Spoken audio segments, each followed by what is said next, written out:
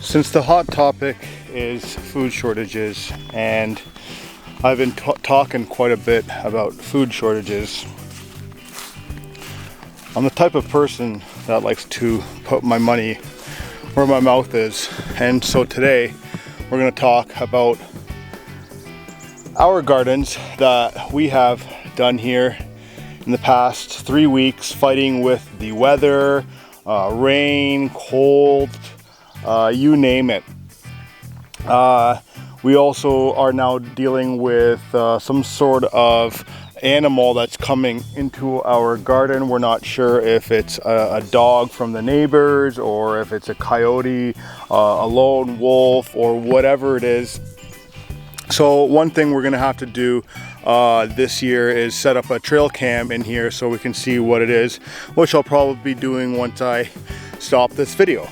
Now, moving forward, we've been here just over a year now, and so we've learned a lot about growing in this environment, in the northern environment. What I'll be doing in a later video is talking about the journaling that we're doing so that we know when we started things and blah blah blah, and how we're developing our own systems here so that we know exactly how things roll, right? So what I'm going to do today is take you through our 5 different gardens that we have, what you would call freedom gardens. So, you know, when you're standing at the grocery store looking at nothing, I can just come down here and just pick out of my garden, and hopefully this gives anybody looking out there some influence or some motivation to do this themselves. So let's get into this right now. The garden that I have behind me here is a 20 by 60 feet garden. And I rotated everything from last year, so I didn't plant everything in the same spot so that it has time to replenish itself. I just also finished freshly raking out the weeds in this garden, so it actually looks perfect for camera, unlike maybe an hour ago it wasn't the greatest, but I digress. Anyways, the first 2 rows here that I would recommend growing also for preservation is beets. So we have 2 rows of beets here. We also have a row of carrots, or 2 rows of carrots. They still have not come up yet. They didn't come up last year, so we're wondering WTF, what's going on. We'll see. Next we have radishes. We're not huge into those, but you know, give it a try. They're nice and salads. The next one here we have is celery. We had those in their pots a little too long. Again, this year we started later than we did last year. However, the spring up here didn't get warm enough to plant them until later in the year, unlike last year. Now over here we also have, from what I remember, is 70 hills, or I'm gonna have 70 hills of potatoes. They're just starting to pop up now, and then I'm gonna hill them after that. And then here we have a red or purple cabbage, depending on your preference of color, I'm not sure. And we added a couple extra ones there. I'll be doing a video on the spacing that we used for all our plants here also. And the way we also planted our garden is what you call companion gardening, where plants help either deter certain pests or insects away from your plants, or they help not draw out certain nutrients out of the soil, things of that nature. So now moving forward, we're gonna have right here we have, I believe, 3 rows of white onions. Then we have a row of red onions, and this last row here is a mixture of 2 because I didn't have enough for 1 full row, so why waste them and put them in there. The next one we have garlic that's coming, that's just starting to come up. We have iceberg lettuce. Those are new seeds we picked up this year. I'm not sure how they're gonna work out. I didn't do any raking in here just because I don't want to disturb them. After that, we realized we had some more potatoes, and so I planted another 20 spots here, so we'll have 20 more hills, so that'll be 90 hills of potatoes altogether. We also did some okra, then some carrots. We'll see again on that one. Then we have two different types of cabbages here. So one thing we really learned from last year is to plant our plants into bigger containers so that they are bigger and stronger for when they do go outside. And I kind of think they speak for themselves. Next we have broccoli and cauliflower, Brussels sprouts, and then we ended up adding some extra tomatoes and peppers throughout here. So I have some heart-shaped tomatoes out there, Ace 55 tomatoes. I have some hot peppers, some bell peppers out there as well. Then we have a couple spots of cantaloupes. The cantaloupes, we've had them in the pots, again, a little too long, and so they might have been stunted. So to help that, if it does not work out with these ones that are out of the ground here, the transplants, that's the word I'm looking for. Get English, Andre. We planted other cantaloupe seeds right beside them. So if these ones don't make it, the new ones will sprout out, and hopefully we get something with that. The next we got squash. Same issue with the squash. They've been in the pots a little too long. Only one out of the three look like they're actually gonna make it. However, we did the same thing where we added the seeds next to them, so if it doesn't work out, we have a backup. Next we have pumpkin, and then our watermelons are gonna be coming up here also. And we added, which the watermelons I believe are Sugar Baby, and I think the current price in the store is $16.99 in Ontario, Canada, from the last person I spoke to. So it'll be a very tasty watermelon. So that's enough for this garden here.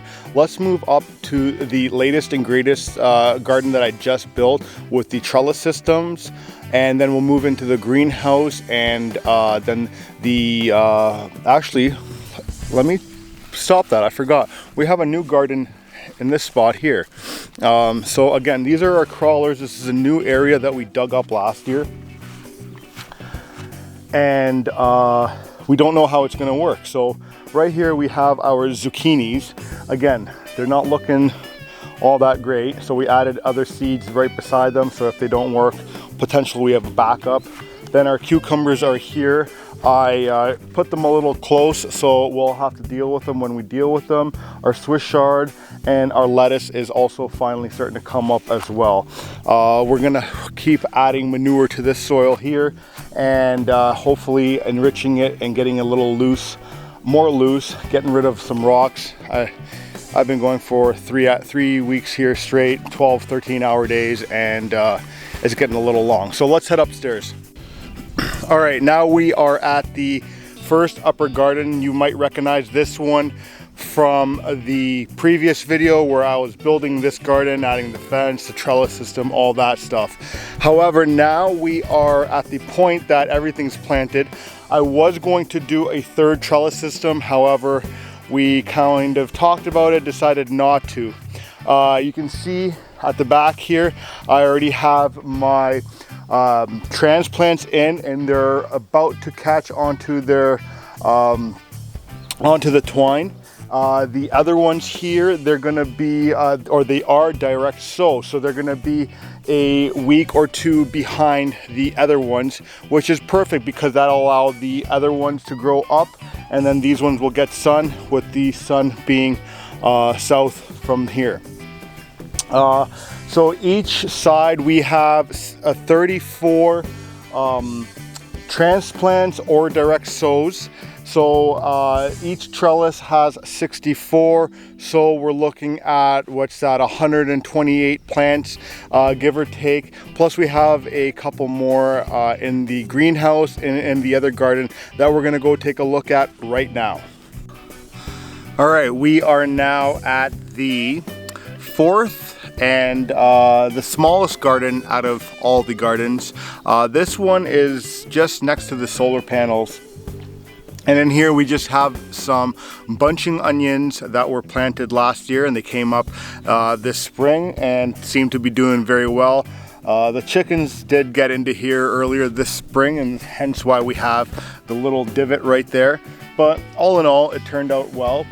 We also put in some more beans, so these are just going to be on their poles. We got 2 little sweet potatoes in there, or sorry, sweet peppers, and then we have 1 tomato plant in this one as well.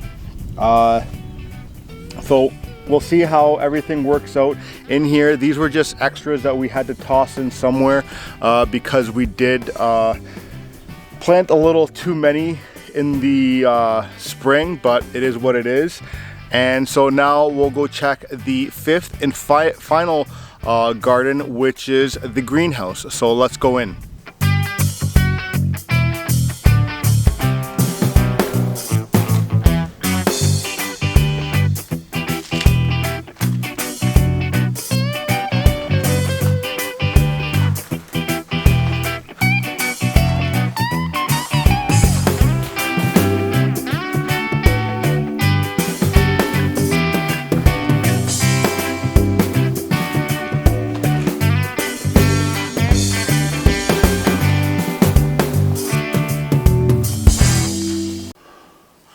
All right, welcome to the 5th and final garden greenhouse, I guess.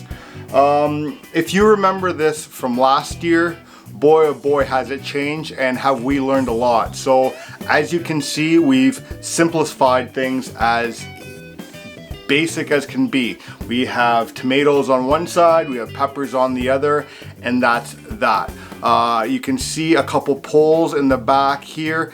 We had some extra beans, so we decided just to lean some poles in there and get some extra beans there as well. And then up here we have another trough system with a trellis system as well, so that the beans can climb up onto, and they're doing great as well. So last year we were doing lettuce in here, onions, Brussels sprouts. We were trying to do too much at once. We had too many tomatoes in here.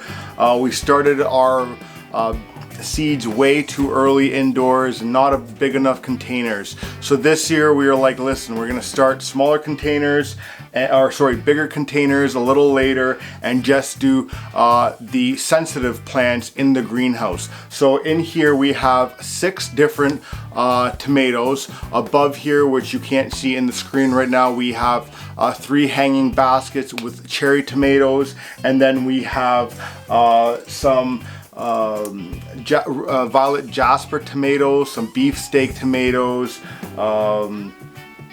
and some other ones that we've gotten seeds from our viewers. On the other side here we have bell peppers right next to me here. We got 3 of them. We have 3 hot peppers. The other small one back there, we weren't sure. It was labeled as a cucumber, and I was like, well, that doesn't look like a cucumber. So it's an unknown. Again, I think it's a hot pepper because it's remaining a little small. And then in the back there, we have 3 other peppers. They're called shepherd peppers. I've never had them. We got the seeds from Ontario, and we're pretty excited to see. Supposedly they're like a bell pepper, but a little bit meatier. So we'll see what happens. So those are our 5 gardens. And then, down the middle here, we decided to add a little stool. We have a little bit of cilantro in the big pot there. Also, we have a beefsteak and a couple more 4 more pepper plants and a tomato plant here as well. So we're going to be looking to make a lot of our ketchups, our salsas, you name it, right? Whatever hot sauce, whatever you'd like to make with tomatoes. And being that we have a variety of tomatoes, we can kind of try and see what we like with the different type of tomatoes, and see what we decide to do next year, more of, less of, and move forward from there. So thanks for watching, and hopefully you got some ideas as to how you can move forward with your garden plans. Thanks a lot. Take care.